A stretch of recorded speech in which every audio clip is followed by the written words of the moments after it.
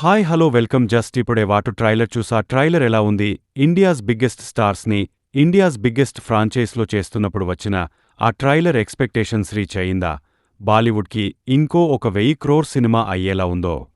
లేదో తెలుసుకుందాం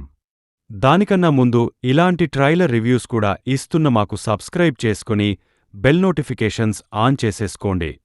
దేశం కోసం ప్రాణం ఇచ్చే కబీర్ ఈసారి నేషనల్ థ్రెడ్గా మారతాడు అయితే ఆ తర్వాత ఏజెంట్ విక్రమ్ తనని పట్టుకోవడానికి స్టార్ట్ అవుతాడు మరి దేశమే ముందన్న సేమ్ ఐడియాలజీస్ ఉన్నట్టు ఇండియాస్ బెస్ట్ ఏజెంట్స్ ఒకరినొకరు చంపుకోవడానికి ఏ ఎక్స్టెంట్ వరకు వెళ్తారు వీళ్ల వల్ల నేషన్ ఏ రేంజ్ థ్రెట్లోకి వెళ్లబోతుంది అనేది మాకు అనిపించిన బేసిక్ స్టోరీ లైన్ ట్రైలర్ చూశాక నాకు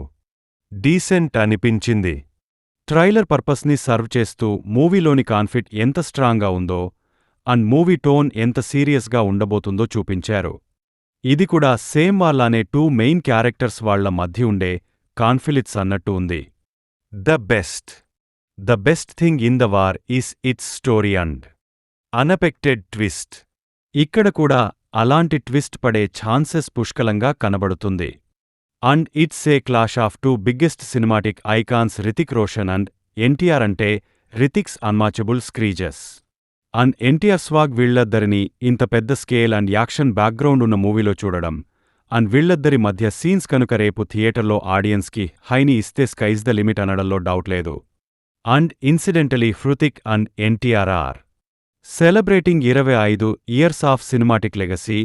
ఇన్ 2025 ఇదైతే అసలు అనుకోని కూడా ఉండరు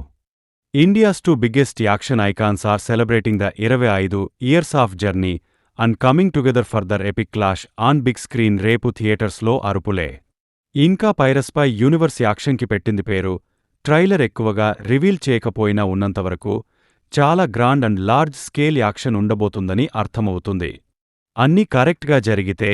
this is going to be the best cinematic experience this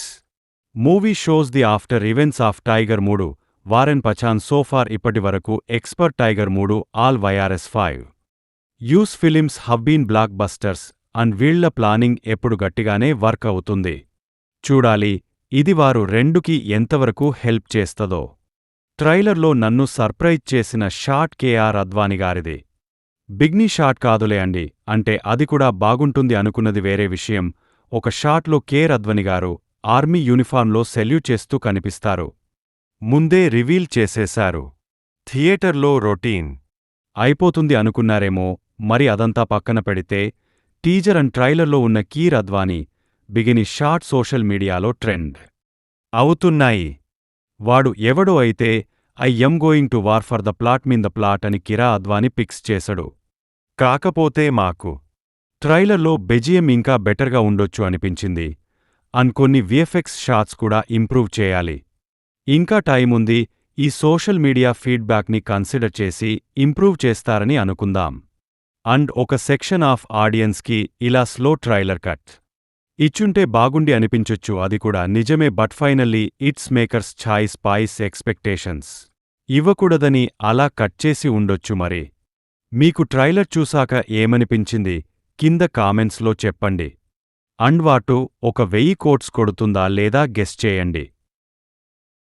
మన రివ్యూస్ని అందరూ చూస్తున్నారు కానీ మన ఛానల్ని ఎవరూ సబ్స్క్రైబ్ చేసుకోవడం లేదు మా ఎఫర్ట్కి మీరు ఇచ్చే సపోర్ట్ అంటే సబ్స్క్రైబ్ చేసుకోవడమే please do subscribe our channel for more genuine reviews